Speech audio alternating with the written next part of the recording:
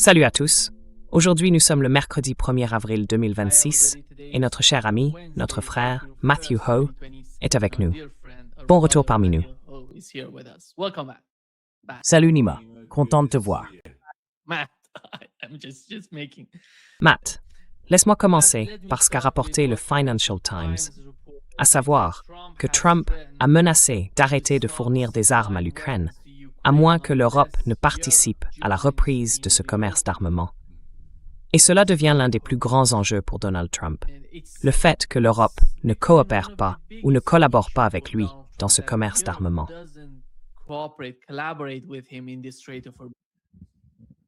Oui.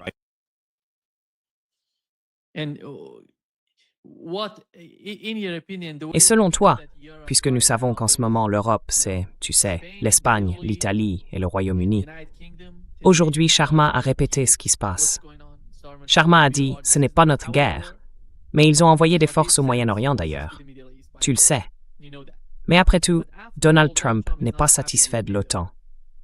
Que veut-il de l'OTAN dans cette situation formelle? Ton micro est coupé, Matt.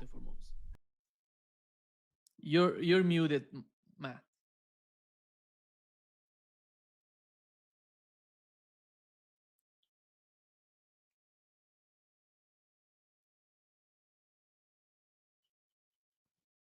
D'accord. Et maintenant? Ouais, tu es de retour. Tu es de retour. Mon téléphone s'est connecté à mon ordinateur. Et je pense que c'était ça le problème.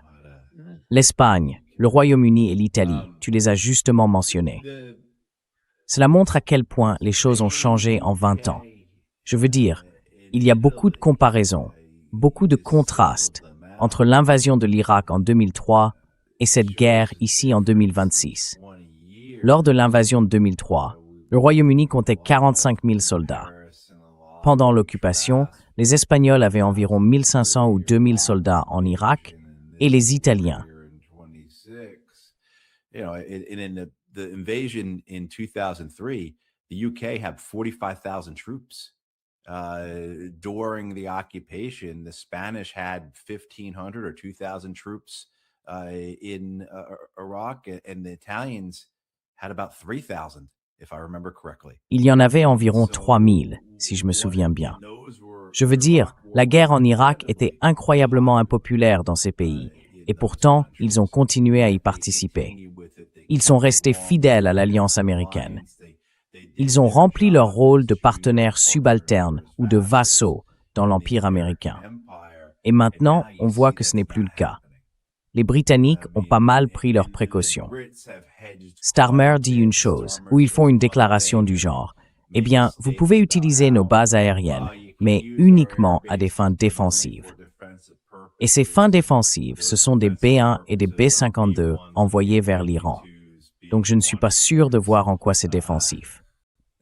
Mais vous savez bien sûr.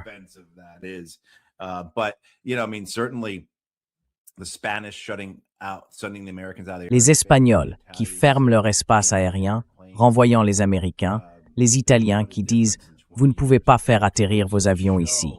Quelle différence en 20 ans. Cela montre bien que cette guerre se déroule au point de transition entre le siècle américain, le 20e siècle, l'ordre impérial américain, appelez-le comme vous voulez, et ce monde multipolaire. Et toi comme moi sommes d'accord pour dire que le monde multipolaire est déjà là. Je pense que la plupart des gens qui regardent ou écoutent seraient d'accord aussi. Mais tu sais, pour les historiens Nima, je pense que cette guerre sera l'événement qu'ils utiliseront pour marquer ce tournant, pour dire « c'est à ce moment-là que le siècle américain ou l'ordre américain a pris fin et que le monde multipolaire a véritablement commencé. »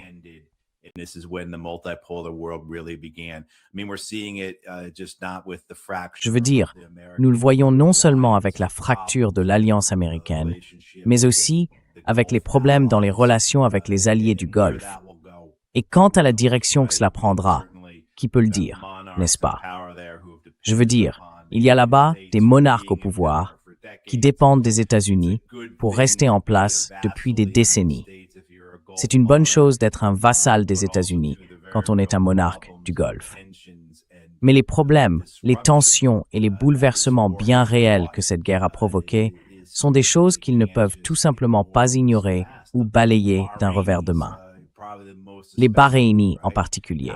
Comment Bahreïn pourrait-il même envisager une seconde guerre de ce genre, alors que le pouvoir de son monarque est si fragile?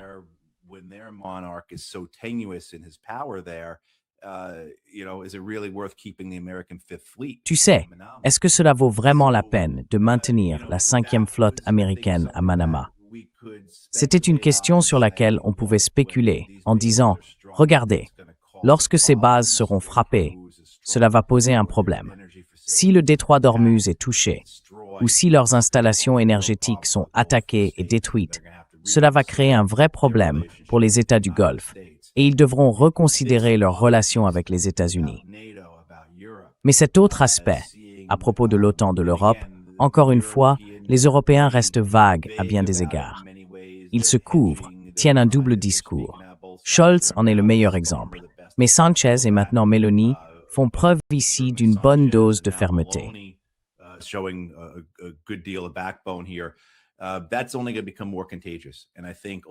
ne va devenir que plus contagieux. Et je pense que, à mesure que les choses avancent, les États européens, surtout après le fiasco du Groenland, doivent vraiment commencer à réfléchir à la fin de l'Empire américain et à ce que cela signifie pour eux. Une guerre comme celle que nous voyons ici avec l'Iran est prévisible. Je pense qu'il est bien compris qu'à mesure que l'Empire américain décline, que le siècle américain touche à sa fin et que ce monde multipolaire prend forme et s'impose, l'Empire américain fera tout ce qu'il peut pour conserver le pouvoir. Et cela va se traduire par des réactions violentes. Nous allons voir des guerres comme celle-ci. Mais comme nous ne sommes plus au XXe siècle, nous allons voir des guerres qui auront des effets majeurs dans le monde entier, comme celle-ci, qui cause des dommages économiques à tout le monde.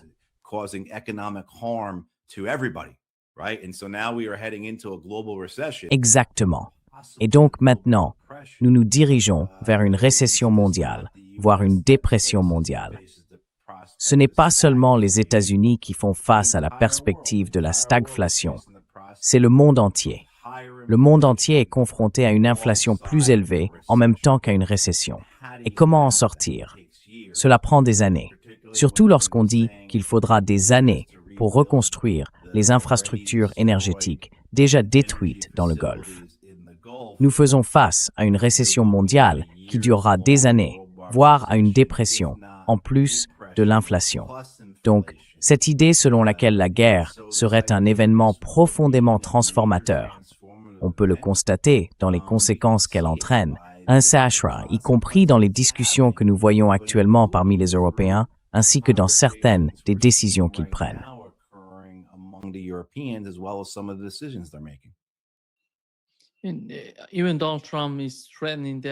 Et même Donald Trump menace de les faire se retirer de l'OTAN. Et Matt, que signifie encore l'OTAN aujourd'hui? Je ne sais pas ce que cela veut dire, car nous avons vu ce qui s'est passé en Ukraine et maintenant au Moyen-Orient. Nous avons des pays, quand on parle des BRICS par exemple, on voit une combinaison de nations qui ont leurs propres intérêts, mais qui ont trouvé un terrain d'entente pour travailler ensemble. Mais en ce qui concerne l'OTAN, on voit un pays devoir tout sacrifier pour les autres. Ce genre de coalition ne fonctionnera plus, à mon avis. C'est pourquoi je pense que les fondations de l'OTAN sont en train de trembler en ce moment.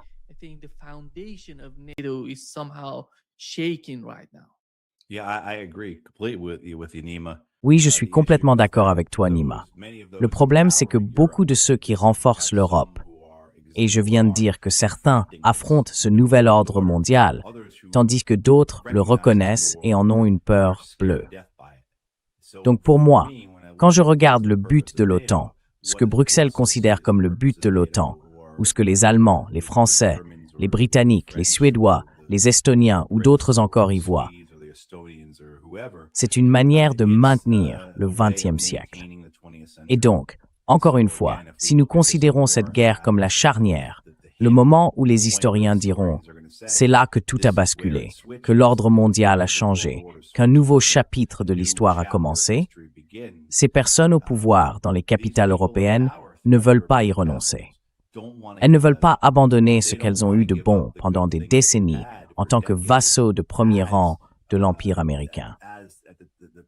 Top tier vassals in the American Empire. The idea of NATO for them. Ainsi, pour eux, l'idée de l'OTAN est une extension du XXe siècle. C'est le maintien du statu quo, leur manière de rester pertinent dans un modèle du XXe siècle fondé sur la puissance militaire. Même s'ils se sont désindustrialisés, même s'ils ont vidé leurs armées de leur substance. Vous savez, je ne suis pas d'accord avec beaucoup de choses que dit Donald Trump, mais l'idée que l'OTAN soit un tigre de papier, comme il l'a décrite l'autre jour, n'est pas si éloignée de la vérité. Et donc, voilà ce que je pense que l'OTAN représente pour les Européens, pour le camp du Parti démocrate, au sein de l'establishment de politique étrangère, ainsi que pour le camp néoconservateur de ce même establishment. De nombreux membres actuels du Congrès, en particulier au Sénat américain, y compris des républicains, considèrent cela comme le moyen de préserver l'OTAN et la domination américaine.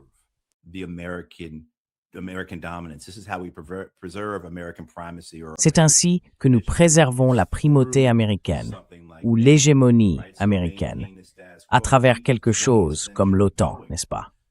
Maintenir le statu quo, prolonger le XXe siècle. Il y a donc cet espoir, à Washington comme dans les capitales européennes, y compris Bruxelles, que les démocrates reprennent la Maison-Blanche en 2028 et que tout revienne à la normale, aux affaires comme d'habitude. Ce sont essentiellement des hommes et des femmes au pouvoir qui sifflotent en passant devant le cimetière, pour ainsi dire. L'époque est révolue. Le XXe siècle est terminé. Cette guerre le prouve.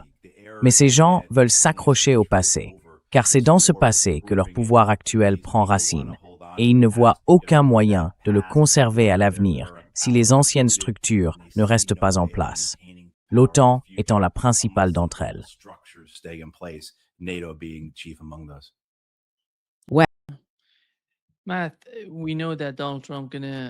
Matt, nous savons que Donald Trump va s'adresser à la nation à 21 heures aujourd'hui.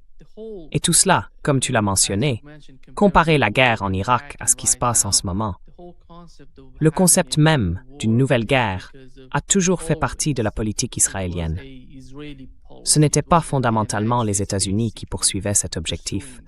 Et ce n'est pas limité au Moyen-Orient. Cela va au-delà du Moyen-Orient. La rhétorique de changement de régime de Netanyahou remonte à longtemps. Voici une vidéo montrant Netanyahou suggérant un changement de régime à ses débuts au pouvoir.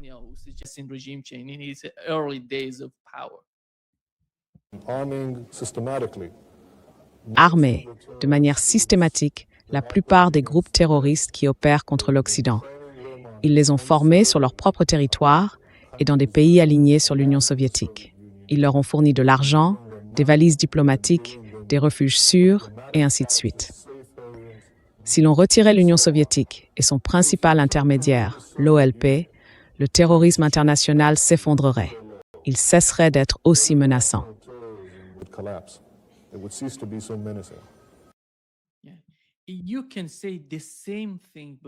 On pourrait dire la même chose avant que cette guerre n'éclate.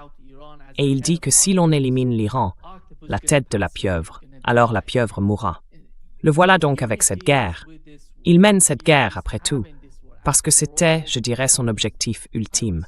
Il la voulait tellement, et il a fini par l'obtenir. Que se passe-t-il avec cette guerre, compte tenu de ce que Netanyahou voulait qu'elle soit?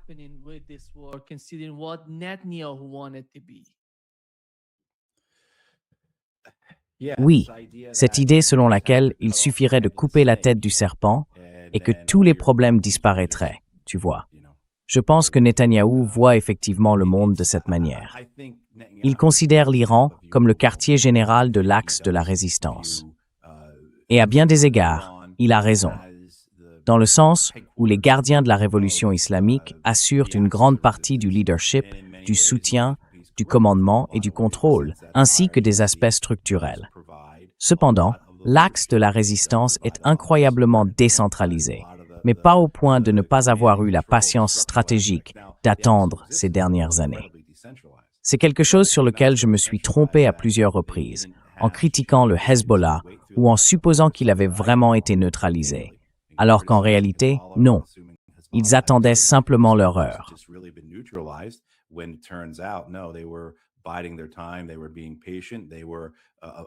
Ils faisaient preuve de patience. Ils s'en tenaient au plan qu'ils avaient établi. Et ce plan était le suivant.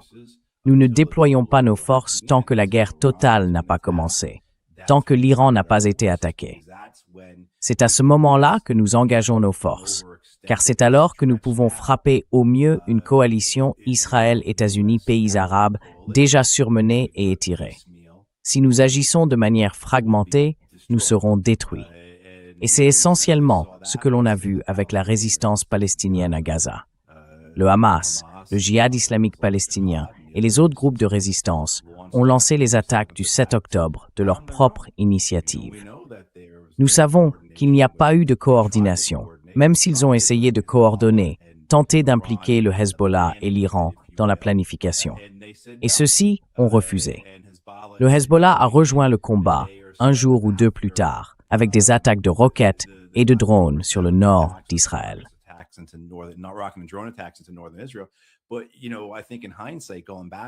Mais vous savez, je pense que, avec le recul, on peut voir que c'était quelque chose que le Hezbollah ne voulait pas faire, pour lequel il n'était pas préparé, et que ce n'était pas dans son calendrier. Ce qui s'est passé ensuite, c'est que la résistance palestinienne à Gaza a été militairement anéantie. Puis le Hezbollah a également subi des pertes importantes et a été considérablement affaibli. Mais ils ont fait preuve de patience et sont restés fidèles à leur plan. Donc vous savez, je pense que Netanyahou a raison de dire qu'il existe un axe de la résistance aligné contre lui. Mais ses croyances sur les raisons de cette opposition, parce qu'ils seraient les forces du mal, ou parce que cela ferait partie de l'histoire d'Israël et que le peuple aurait toujours été confronté à ce type d'ennemis, sont totalement absurdes. C'est le Les actes de résistance existent en raison de la présence d'Israël en tant que colonie de l'Occident et de son expansion au fil des décennies, ainsi que de son traitement épouvantable non seulement envers ses voisins, mais aussi envers les populations qui l'occupent. Donc, oui, en ce sens, est-ce que Netanyahou a atteint ce qu'il disait vouloir accomplir en éliminant, comme tu le disais, la pieuvre qui contrôle tout? Non, nous n'avons pas vu cela du tout. Nous ne l'avons absolument pas constaté. Et nous avons vu que la résistance irakienne, avec le Hezbollah, travaille en coordination avec les Iraniens. Évidemment, c'est décentralisé, mais ils parviennent à mener leurs opérations efficacement ensemble.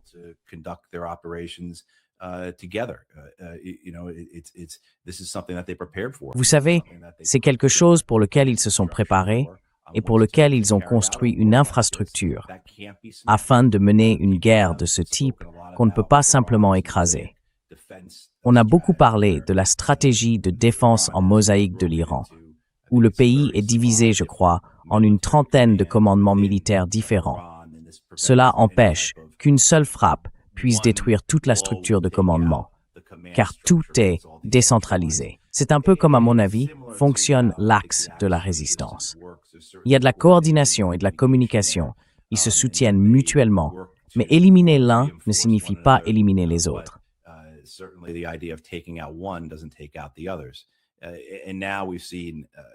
Et maintenant, nous avons vu la semaine dernière, samedi dernier, les Ansar Allah du Yémen, les Houthis, entrer dans le conflit. Et si quelqu'un pense que le fait que les Houthis interviennent exactement à la 4e semaine de la guerre est une coïncidence, c'est possible. Mais en réalité, il est bien plus probable que c'était prévu. Les Iraniens, les Irakiens et le Hezbollah devaient affaiblir, surmener et épuiser les défenses américaines, israéliennes et arabes.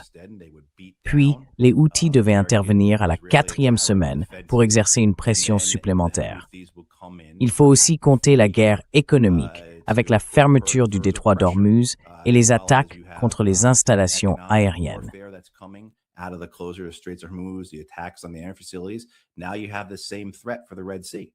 Vous avez maintenant la même menace en mer Rouge. Les Houthis ont lancé une nouvelle attaque aujourd'hui. Ils n'en lancent pas beaucoup, mais ils n'en ont pas besoin. Leur simple présence dans la partie sud du théâtre, là où ils sont positionnés en réalité derrière la flotte américaine, derrière les bases américaines dans les États du Golfe, suffit. Cela exerce une pression énorme sur une coalition israélienne, arabe et américaine déjà affaiblie.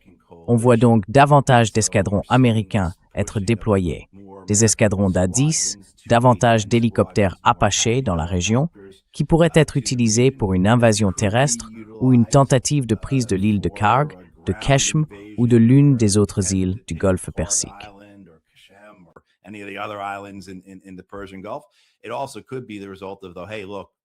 Cela pourrait aussi être le résultat de quelque chose du genre.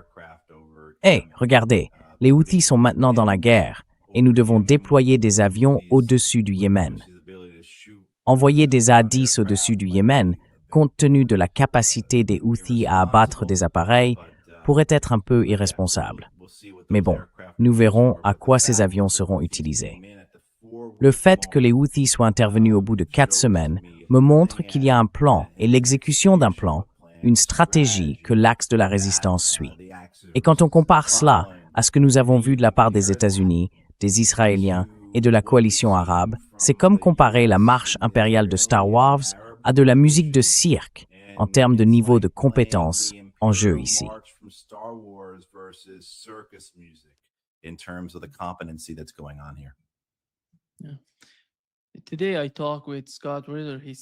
Aujourd'hui, j'ai parlé avec Scott Ritter.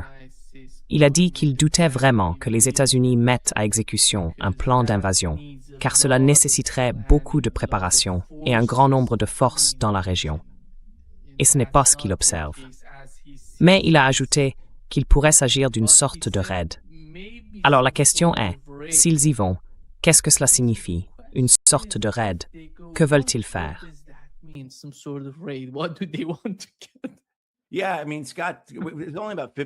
Oui, je veux dire, Scott, il n'y a qu'environ 50 000 soldats américains dans la région en ce moment. Comparez cela, par exemple, à l'Irak en 2003, où il y avait 250 000 ou 300 000 soldats américains dans la région, dont une force d'invasion d'environ 175 000, plus 45 000 Britanniques et un tas d'autres que j'ai mentionnés plus tôt. Donc, je veux dire, on parle ici d'une force de 50 000 hommes censés être renforcés par 10 000 soldats supplémentaires. La plupart de ces troupes, ce ne sont pas des combattants. Même parmi les plus de 5 000 marines embarqués à bord des 2 unités expéditionnaires de marine, la majorité ne sont pas des combattants. Moins de la moitié sont en réalité des marines qui porteraient un fusil sur le terrain, pour ainsi dire. Le reste fait partie des unités de soutien, de l'aide aérienne ou d'autres vices sombres, similaires.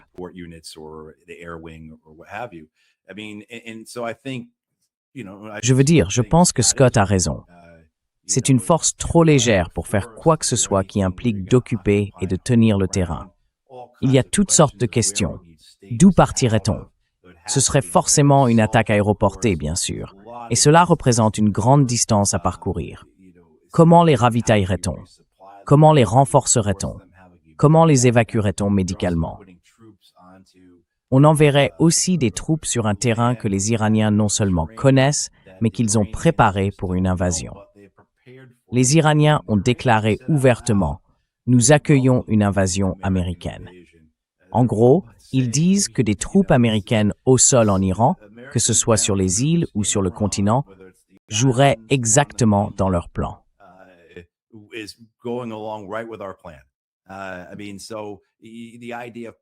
Je veux dire, l'idée de déployer des forces américaines sur un terrain déjà préparé par les Iraniens, cela s'inscrit parfaitement dans leur stratégie, notamment pour provoquer des pertes américaines afin de dissuader toute guerre future avec l'Iran.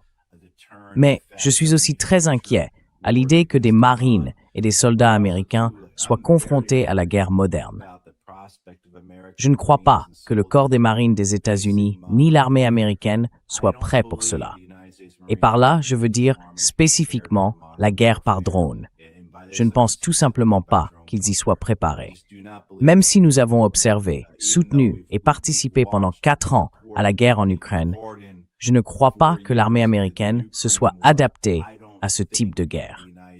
Military has adapted to that form of warfare. And so the idea of putting US Marines, US paratroopers. Et donc, l'idée de déployer des Marines américains ou des parachutistes américains sur une plage quelque part, sur une île iranienne, à ciel ouvert, exposés aux drones, missiles, pièces d'artillerie et à tout ce que les Iraniens ont préparé pour un tel événement, me terrifie. L'idée que ce serait un massacre, que ce serait comparable à, et je prononce toujours mal le nom de l'endroit, mais à la bataille de Krinky en 2024, lorsque les Ukrainiens ont traversé le fleuve depuis Kherson, pris une tête de pont, puis se sont fait massacrer pendant 2 ou 3 jours sur cette petite île. Oui, de l'autre côté. Non, pas l'île aux serpents. Snake Island. They call it Snake Island. No, not Snake Island. This is a settlement. Il s'agit d'un établissement situé sur la rive gauche du Dniepr, sur la berge gauche, où les Ukrainiens ont commencé à faire traverser des troupes à la fin de 2023, dans une tentative de compenser le désastre de l'offensive de 2023. D'après ce que je comprends, cette opération leur a été en grande partie imposée par les Britanniques, même si je suis sûr qu'il y avait aussi des généraux ukrainiens désireux de la mener. Ils ont envoyé des marines ukrainiens de l'autre côté du fleuve, pris une tête de pont et établi un point d'appui. Puis, les Russes les ont tout simplement massacrés pendant 2 ou 3 mois, une petite version de Gallipoli, si l'on veut, où les Ukrainiens ne pouvaient ni ravitailler leurs troupes, ni évacuer leurs blessés. Une véritable catastrophe, un cauchemar. Et c'est exactement ce que je craindrais qu'il se produise ici. Si l'on déployait des forces américaines sur l'une de ces plages, qu'elles ne puissent pas être renforcées.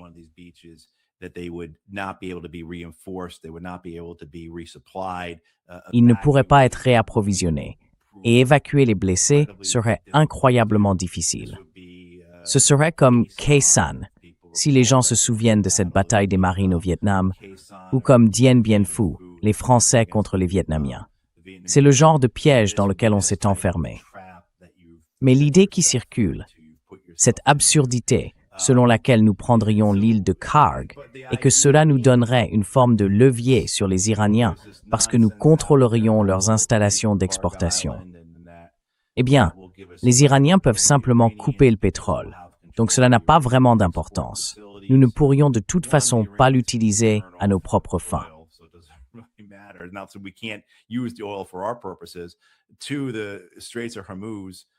Deuxièmement, le détroit d'Ormuz reste fermé, que vous preniez l'île de Karg ou non. Mais le troisième point, c'est que, même si tout se passe bien, disons que tout se déroule parfaitement, très bien, vous avez maintenant retiré le pétrole iranien du marché mondial. Vous avez supprimé 3 millions de barils par jour supplémentaires. En quoi cela aide-t-il la situation sur le plan de la guerre économique? Mais je pense que la principale raison, Nima, serait d'obtenir une photo symbolique, de créer une forme de propagande, quelque chose que les États-Unis pourraient mettre en avant. Vous savez, des marines hissant un drapeau américain sur une plage iranienne en disant « Regardez, voici la victoire que nous étions venus chercher ».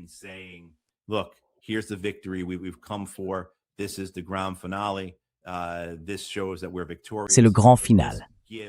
Cela montre que nous sommes victorieux et cela permet au président des États-Unis de revendiquer la victoire. Vous savez, c'est ce qui m'inquiète. Ce sera une tentative de propagande, juste une séance photo destinée à fournir des images et des vidéos pour justifier la fin de cette guerre. Très similaire à la guerre de 12 jours, où ils envoient les B-2, procèdent à un grand bombardement des installations nucléaires, et voilà le grand final.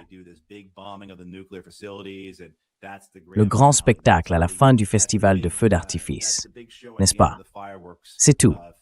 C'est fini. Et je pense que c'est peut-être ce que la Maison-Blanche envisage en ce moment pour justifier la sortie de cette situation.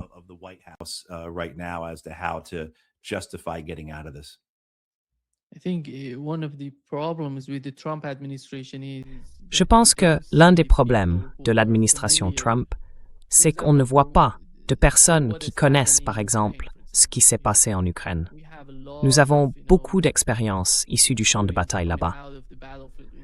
Je pense que les Européens en savent davantage sur ce qui s'est passé, ils y sont plus familiers, parce que l'administration Trump est d'une certaine manière déconnectée de la réalité de l'Ukraine. Je ne vois pas Pete Hegseth savoir quoi que ce soit sur ce qui se passe. Vous savez, il suffit de comparer ce qu'était Lloyd Austin et ce que nous avons maintenant avec Pete Hegseth. C'est incroyable, la différence, même entre Lloyd Austin et Pete Hegseth. Et ce sont ces personnes qui sont censées aider Trump, ou Donald Trump lui-même, à comprendre la réalité. Mais comme l'a dit Donald Trump, quand il a dit « Allons combattre l'Iran au Moyen-Orient », le premier à accepter cela, il s'est levé et a dit « Allons-y, faisons-le ». Voilà.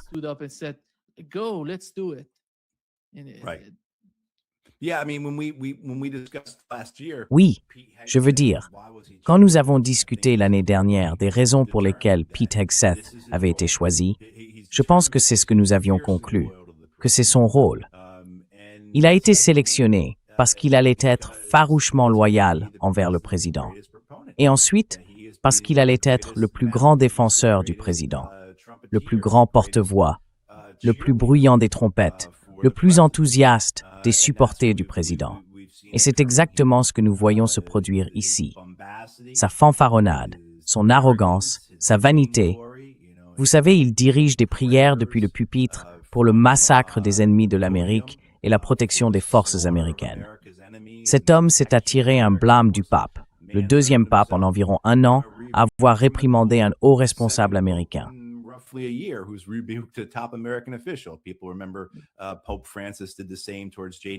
Les gens se souviennent que le pape François avait fait la même chose envers J.D. Vance l'année dernière aussi. Je veux dire, c'est tout de même un bel exploit. Je pense que vous savez, il y a aussi, de manière générale, un état d'esprit, un caractère, une réalité propre au peuple américain. Le corps des officiers militaires, les diplomates ont été en grande partie mis à l'écart et il existe désormais un corps du renseignement complètement politisé qui ne fournit rien d'autre que la matière pour que Hegseth déverse sa rhétorique, sa virulence et son enthousiasme partisan. Donc je veux dire, on voit cette administration se piéger elle-même, en somme. Que va-t-elle faire?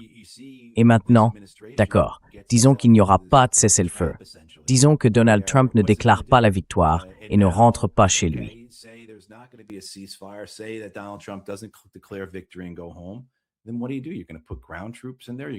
Alors que faites-vous? Vous allez envoyer des troupes au sol là-bas. Vous allez vous enfoncer encore plus profondément dans cette guerre.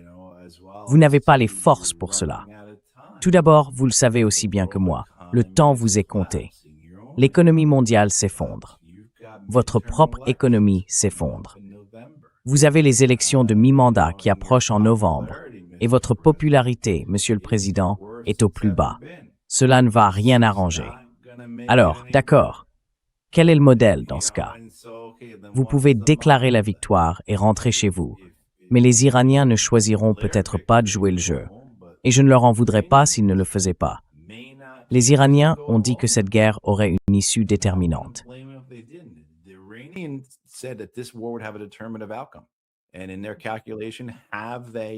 Et dans leurs calculs, ont-ils atteint ce point? Ont-ils subi un coup tel, non seulement pour la région, mais pour le monde entier, qu'il existe désormais un effet dissuasif contre le fait que les États-Unis et Israël recommencent? Ou bien faut-il que davantage de mal, davantage de souffrance touchent le reste du monde à travers cette guerre économique pour établir cette dissuasion? Je ne sais pas comment les Iraniens vont évaluer cela, mais on peut certainement comprendre que certains Iraniens disent « Non, cette guerre doit continuer jusqu'à ce que nous ayons établi cela ». L'autre modèle alors ressemble à l'Irak des années 1990, où nous bombarderions l'Iran chaque jour, 1 jour sur 2, tous les 3 jours, 1 fois par semaine, peu importe. Et vous savez, en parallèle des sanctions, tenter de semer le trouble, d'encourager des coups d'État.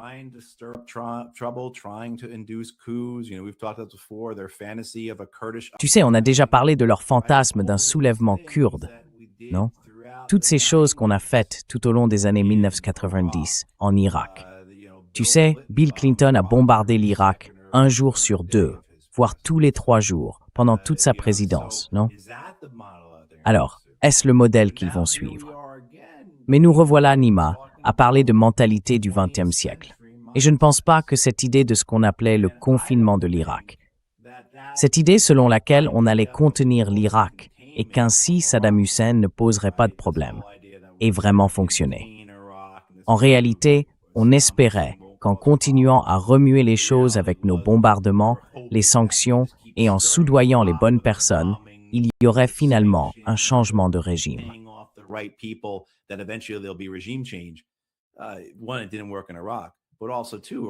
Premièrement, ça n'a pas fonctionné en Irak. Mais en plus, l'Irak était à ce moment-là déjà largement coupé du reste du monde et ne pouvait nuire à personne d'autre. Aujourd'hui, l'Iran est complètement différent. Et nous voyons déjà la réalité de la guerre du XXe siècle menée par l'Amérique face à la guerre du XXIe siècle menée par l'Iran. Et donc, vous voulez continuer ainsi. Vous pensez que fondamentalement, le temps joue en notre faveur, que la situation va s'améliorer et que ce qui n'a pas fonctionné en Irak dans les années 1990 va désormais fonctionner dans les années 2020 en Iran. Vous voyez ce que je veux dire? Mais c'est exactement le genre de choses que, selon moi, les services militaires et de renseignement américains, incroyablement malhonnêtes intellectuellement, corrompus, moralement en faillite et excessivement politisés, ainsi que l'établissement de la politique étrangère en général, diront « oui, c'est la bonne chose à faire ».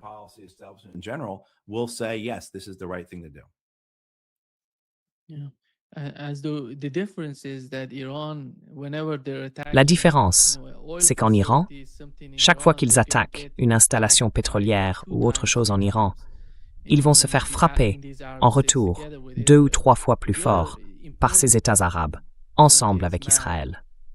L'autre point important, Matt, c'est qu'en Iran, personne ne vit dans un bunker. Mais en Israël, beaucoup de gens le font, et leur vie est totalement influencée par la guerre en cours. Nous avons eu un reportage sur Fox News. Voici ce qu'ils ont rapporté.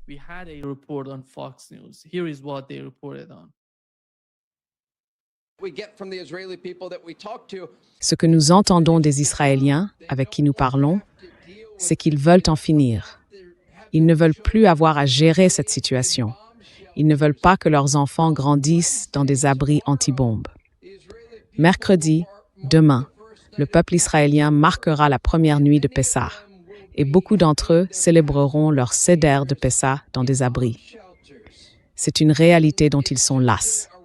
Ils veulent que les menaces contre leur pays diminuent et ils souhaitent vivre dans la paix et la stabilité. Ouais, Oui, je pense que la direction israélienne est convaincue que les dommages économiques causés par le fait que leur population vive dans des abris seront atténués par les États-Unis. Les États-Unis ont donné 60 milliards de dollars à l'Ukraine pour maintenir son gouvernement et son économie à flot. N'est-ce pas? Ils feraient la même chose pour Israël sans hésiter. Donc je ne pense pas que les dirigeants israéliens aient cette inquiétude. Ils recevront une bouée de sauvetage, un renflouement de la part des Américains. Mais la question dont on vient de parler, envoyer ses enfants à l'école dans un abri, voir sa vie mise entre parenthèses, vous savez, Israël est un petit pays. Il n'y a pas beaucoup d'endroits où aller. Je suppose qu'en Iran, vous pourriez mieux me le dire, mais beaucoup de gens ont quitté les zones urbaines.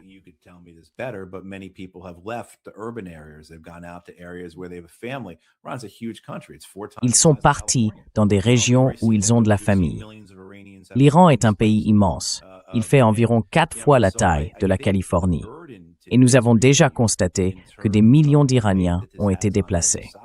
Je pense donc que le fardeau qui pèse sur Israël, en termes d'impact sur sa société, est plus facile à amplifier et plus susceptible de provoquer des tensions politiques qu'en Iran. Je veux dire aussi, vous savez, les Israéliens se considèrent comme les victimes ici, et ils le sont certainement. Les Iraniens comprennent qu'ils sont attaqués et que leur choix se résume à résister ou à plier le genou devant les Israéliens et les Américains. Je ne pense pas que le public israélien soit moins résilient qu'un autre.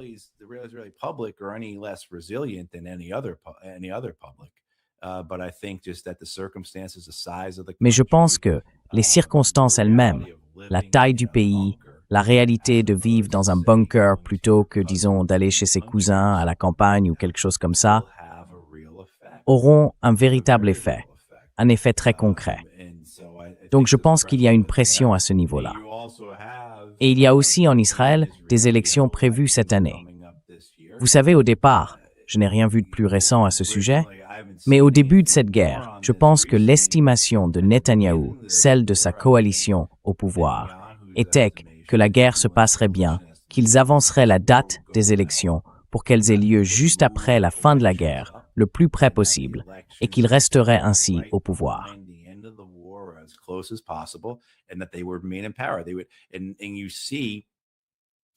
Et tu vois la façon dont des gens comme Yair Lapid, ceux qui veulent remplacer Netanyahou, présentent les choses.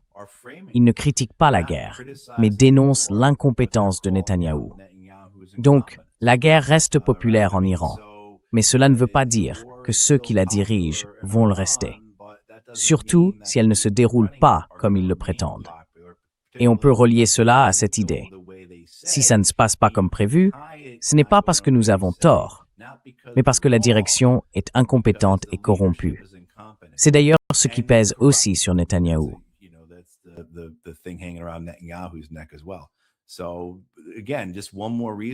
Encore une fois, c'est une raison de plus pour laquelle plus cette guerre dure, plus elle joue en faveur de l'Iran. Et bien sûr, tout ce que j'ai dit ne vise pas à minimiser la souffrance, les difficultés ou la misère du peuple iranien. C'est bien ce qu'ils subissent et ce qu'ils continueront à subir, même si les bombardements s'arrêtaient aujourd'hui, n'est-ce pas? La misère, les épreuves, la souffrance liée à la reconstruction après cette guerre seront immenses pour les Iraniens. Mais politiquement, sur le plan géopolitique, plus cette guerre se prolonge, plus elle est favorable à l'Iran.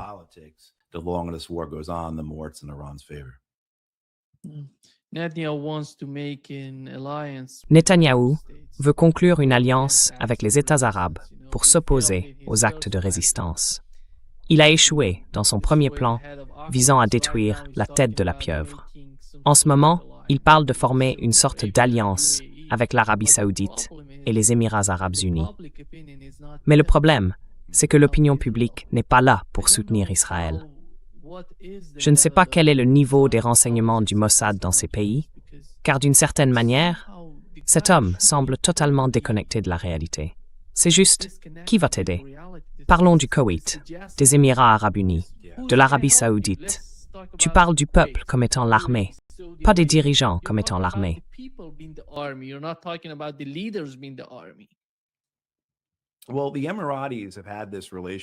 Eh bien, les Émiratis entretiennent cette relation. Ils jouent à un petit jeu en coulisses avec les Israéliens depuis longtemps. Et bien sûr, la réaction émirati pendant cette guerre, le gouvernement, vous savez, déclarant haut et fort qu'il participera à la réouverture du détroit d'Ormuz, en est la preuve. Ils n'ont pas montré la même réserve que celle observée chez les autres États du Golfe. Et ces États du Golfe se trouvent dans une position difficile, semblable à celle dont nous parlions plus tôt, à propos des dirigeants européens qui s'accrochent à leur pouvoir grâce aux anciennes méthodes, aux anciens systèmes. Et c'est certainement vrai pour ces monarchies du Golfe. Ils doivent leur pouvoir au fait que l'Amérique les maintient en place.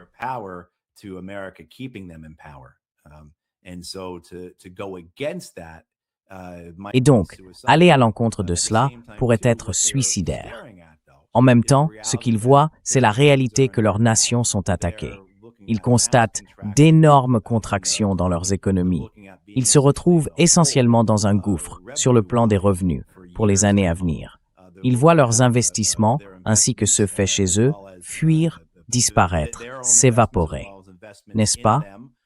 Toute cette idée d'avoir ces bases américaines censées nous protéger, censées garantir notre sécurité, s'est révélée être le contraire. Les maintenir sur place ne fera que signifier que lors d'une autre guerre, nous serons à nouveau frappés.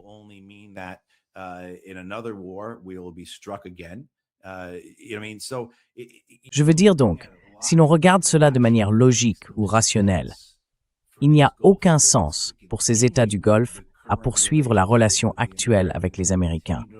à continuer de permettre la présence de ces bases, à ne pas chercher ailleurs, à ne pas approfondir leurs relations avec d'autres pays, à ne pas s'impliquer davantage, vous savez, avec les BRICS ou d'autres alternatives, à ne pas renforcer leurs liens avec les Russes, les Chinois, les Indiens, peu importe. Vous savez, on voit la garantie de sécurité entre le Pakistan et l'Arabie saoudite. Il faudrait y associer les Turcs, y associer les Égyptiens. Et bien sûr, les États du Golfe ont eu leurs différends au cours de l'année écoulée. On l'a vu entre les Émiratis et les Saoudiens, n'est-ce pas? Les Saoudiens ont militairement expulsé les Émiratis du Yémen au début de cette année.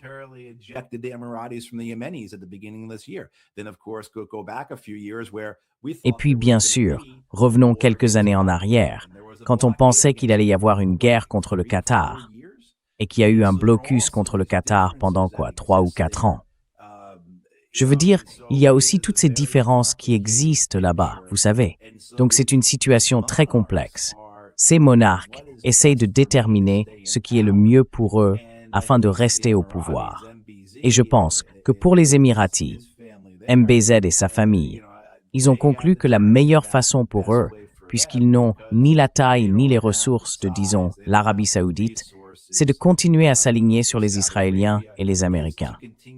Mais pour d'autres pays, encore une fois, j'ai déjà mentionné Bahreïn, le Qatar en est un autre exemple, je pense. Le Koweït aussi.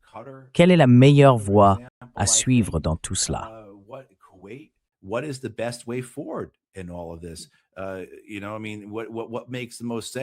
Tu sais, je veux dire, qu'est-ce qui a le plus de sens, non seulement pour leurs véritables intérêts nationaux, pour les intérêts de leur population, mais aussi pour les dirigeants. Qu'est-ce qui les maintient au pouvoir? Donc je pense que Bahreïn, eh bien, je ne sais pas si les Qataris risquent de perdre le pouvoir, si Al-Thani et sa famille sont menacés à ce niveau-là. Mais il est certain que la position dans laquelle ils se trouvent actuellement est incroyablement vulnérable. Ils sont très affaiblis et leurs pertes sont bien plus importantes que tous les avantages qu'ils ont tirés de leur participation à la coalition américaine au cours de ces nombreuses années. L'avion de 400 millions de dollars qu'ils ont offert à Donald Trump n'a certainement pas permis à Al-Thani d'obtenir la possibilité d'appeler Trump, d'avoir son oreille et de se faire écouter comme il l'avait imaginé.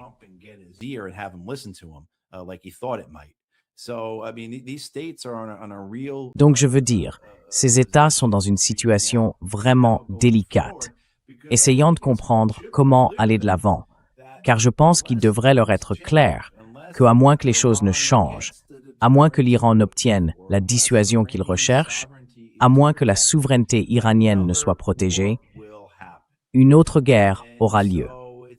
Et donc la question est de savoir si vous allez faire partie de cette guerre, ou si vous allez essentiellement être un territoire de survol pour les missiles et les drones pendant cette guerre. Quel choix? Mais ce n'est pas si simple, encore une fois, parce qu'il y a dans ces pays des dirigeants corrompus et décadents qui profitent du confort dont ils jouissent. Et ce confort repose en grande partie sur le soutien des Américains au fil des années. Ils sont donc dans une position vraiment difficile. Mais encore une fois, c'est pourquoi je dis que cette guerre pourrait être fondamentalement transformatrice pour, disons, l'histoire. L'histoire avec un grand H, pas un petit H.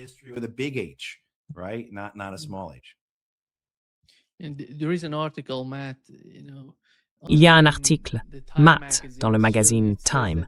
Il explique comment la guerre en Iran a fissuré la façade libérale de Dubaï.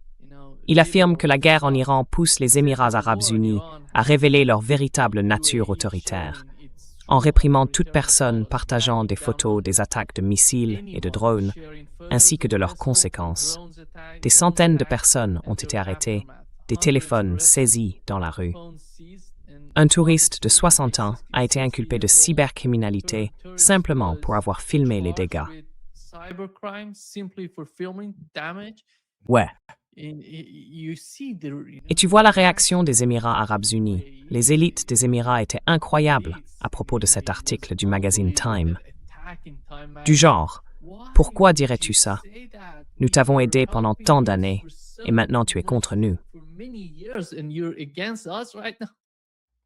I mean, the Emiratis are dirty. Je veux dire, les Émiratis sont corrompus. C'est juste comme ça. Je pense que tu sais, c'est un endroit qui revient sans cesse dans les romans et les films, là où les pires des pires se retrouvent. Dubaï a une sorte de personnalité de Far West, peut-être un mélange entre Singapour et Las Vegas.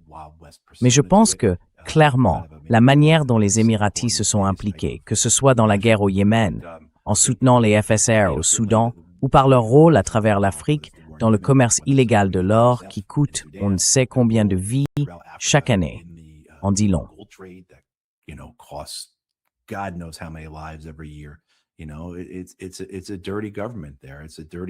C'est un gouvernement corrompu là-bas. C'est une direction corrompue. On a tellement parlé de Mohammed Ben Salman en Arabie Saoudite, n'est-ce pas?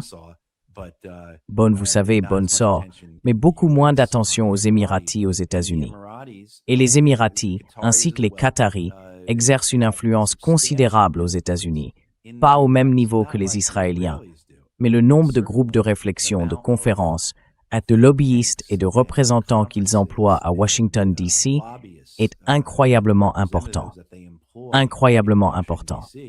Donc les Émiratis, je veux dire encore une fois, je pense qu'ils comprennent leur taille. Ils comprennent leur position géographique. Ils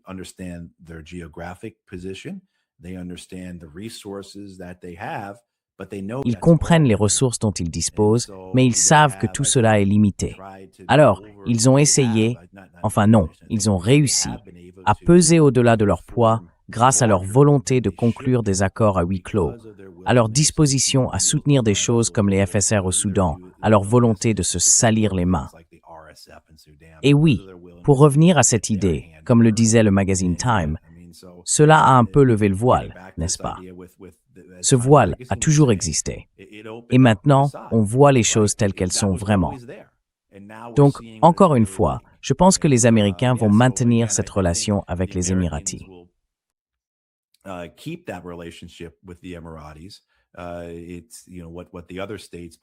C'est, vous savez ce que font les autres États, Bahreïn et le Qatar, surtout le Koweït, un peu différent, je pense. Mais vous savez, et puis les Saoudiens, bien sûr. Ce que les Saoudiens vont faire après cette guerre reste à voir.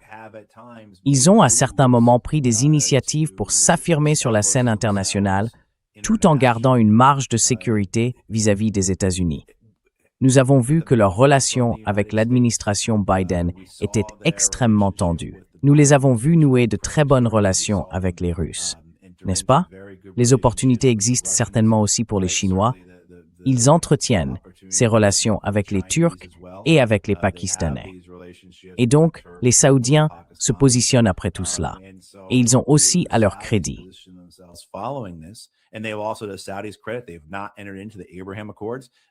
Ils n'ont pas adhéré aux accords d'Abraham.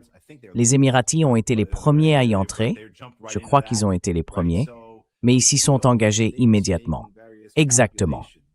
Donc, on voit tous ces États faire divers calculs, essayer de se positionner en vue de ce qui vient ensuite. Mais encore une fois, l'idée, c'est que pour qu'ils puissent vraiment se positionner de manière à garantir la souveraineté de leur pays, à les tenir à l'écart d'une future guerre et à leur permettre d'engager leur nation sur une voie vers le XXIe siècle qui ait du sens, une voie non dominée par les dictats des États-Unis ou par un ordre mondial du passé, c'est le choix qu'ils doivent faire. C'est ce qu'ils ont devant eux en ce moment.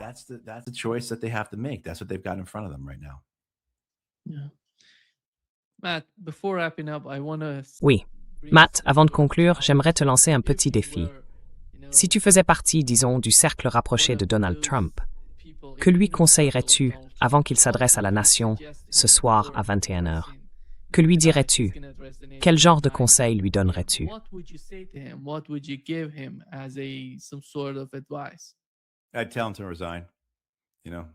Je lui dirais de démissionner. Tu vois, je veux dire, c'est ça? Oui, lui dire de démissionner. Je ne sais pas quoi d'autre. Que pourrais-tu dire d'autre? Je veux dire, bien sûr, je pourrais me lancer dans tout un discours du genre « Monsieur le Président, nous entrons dans un monde multipolaire. Vous êtes encore au XXe siècle. » Mais il n'écouterait rien de tout ça. Et c'est là le danger, Nima. Nous avons Donald Trump. Nous avons Pete Hegseth, toi et moi, et tous les autres, toutes les personnes formidables que tu invites, les gens qui regardent et écoutent. Nous devenons trop intelligents à ce sujet. Nous sommes trop rationnels, trop raisonnables, n'est-ce pas? Et nous voulons croire que quelque part dans ce chaos que nous observons, dans cette folie, dans cette guerre que nous regardons, il y a une certaine logique qui se dégage.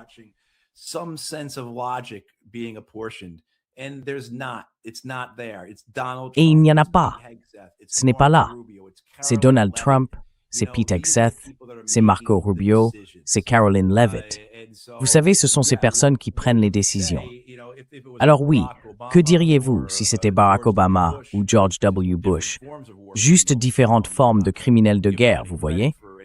Je ne vais pas leur accorder le moindre mérite pour quoi que ce soit, mais au moins, c'était, je pense, des hommes qui réfléchissaient, des hommes qui avaient des convictions et des idéologies auxquelles ils étaient fidèles.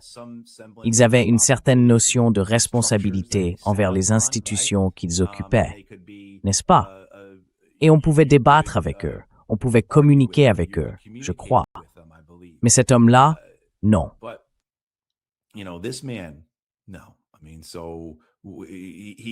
Je veux dire, il cherche ce qui sera le grand final du spectacle. Il se peut qu'il reconnaisse que cette guerre est une cause perdue. Il se peut qu'il reconnaisse que les États-Unis ont commis une terrible erreur en la déclenchant. Peut-être, mais cela ne l'intéresse pas. Il essaye simplement de comprendre sur le moment quelle est la meilleure chose à faire pour lui. Et pour lui, je pense que ce sera ce grand final. Comment montrer au monde que la guerre est terminée? Comment prouver que nous avons gagné? Comment justifier d'y mettre fin, puis passer à autre chose? Donc je pense que c'est cela que tu cherches.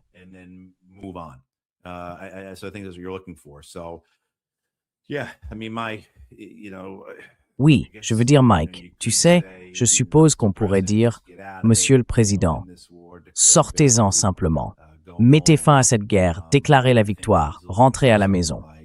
Mais je pense qu'il cherche quelque chose du genre de ce que Hegseth va lui proposer.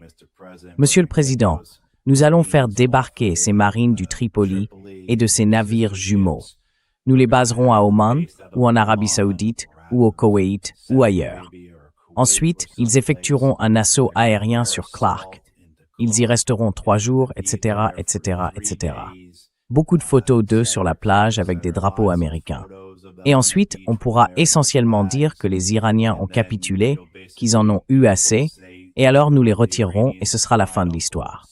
Et ensuite, le détroit d'Ormuz s'ouvrira.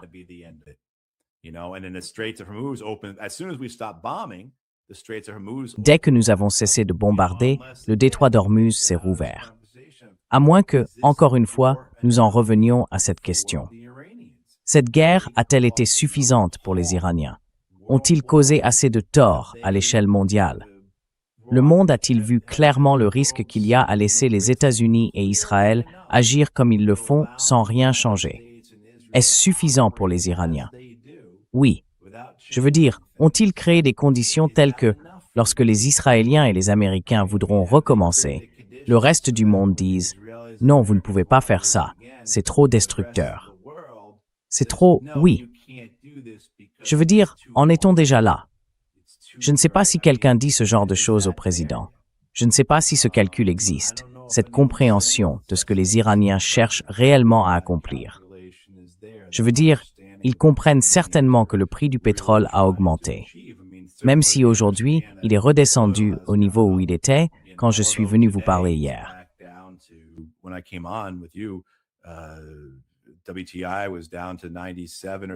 Le WTI était tombé à 97 ou quelque chose comme ça, et le Brent à 101. Tout cela sur la base des attentes selon lesquelles, tu sais, Trump va mettre fin à cette guerre et que les choses vont revenir à la normale. Que vont faire les Iraniens, tu vois? Donc oui, je veux dire, le problème, c'est qu'il ne faut vraiment pas en dire plus que cela. Nous avons affaire à Donald Trump, Pete Hegseth, Marco Rubio, John Ratcliffe, et ainsi de suite. Et tu sais, on ne peut rien prévoir. Il n'y a rien qui permette une analyse crédible dans ce contexte. Ce sont des fous et des folles, et c'est ce que nous avons. Nous sommes assis ici, au sein de l'Empire américain. Je sais que toi, tu es à l'extérieur, bien sûr. Mais nous, Nous sommes ici, dans cet empire américain, avec un empereur fou à sa tête. Et c'est ce que nous endurons.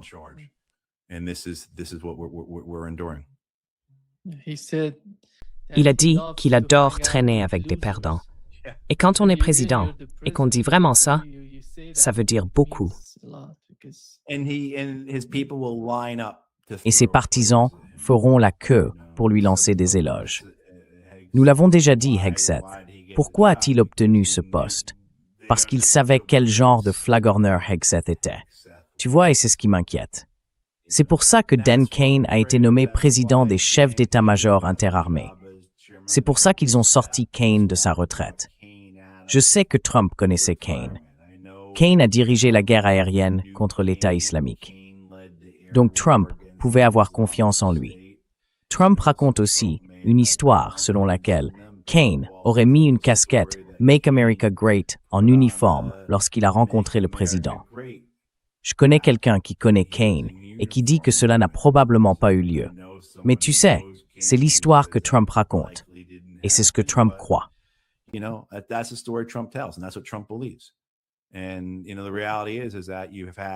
Et vous savez, la réalité, c'est qu'il y a eu de nombreux généraux et amiraux américains qui ont gravi les échelons, en comprenant que la voie pour devenir officier général, pour obtenir 4 étoiles, pour prendre des commandements clés, consistait à être un courtisan, un oui monsieur, un David Petraeus, un Stan McChrystal, un Lloyd Austin, n'est-ce pas? Je veux dire, on peut tous les citer. Odieno, Kelly, Allen, McMaster. Si vous regardez la liste des généraux américains vaniteux de la guerre mondiale contre le terrorisme, elle est aussi longue que mon bras. Et ce sont eux qui fournissent les informations. Donc je ne méprise ni ne blâme particulièrement Hegseth, car il ne fait que trôner au sommet d'une structure pourrie.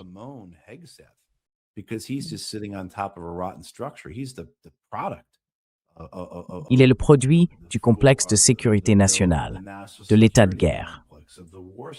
Voilà ce que nous récoltons.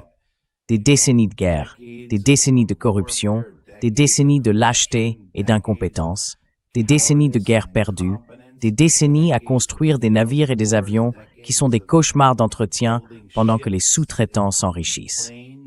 Bien sûr que nous avons Pete Hegseth comme secrétaire à la Défense. Qui d'autre cela pourrait-il être? Vous savez, c'est aussi ce qu'est cette guerre. Bien sûr que nous avons cette guerre que nous sommes en train de perdre. Bien sûr que nous sommes engagés dans une guerre impossible à gagner. Bien sûr que les Iraniens ont l'initiative. Bien sûr qu'ils sont aux commandes. Bien sûr que cette guerre favorise les Iraniens tant qu'elle continue. Comment pourrait-il en être autrement? Regardez les États-Unis au cours des dernières décennies. Comment ça aurait-il pu être différent?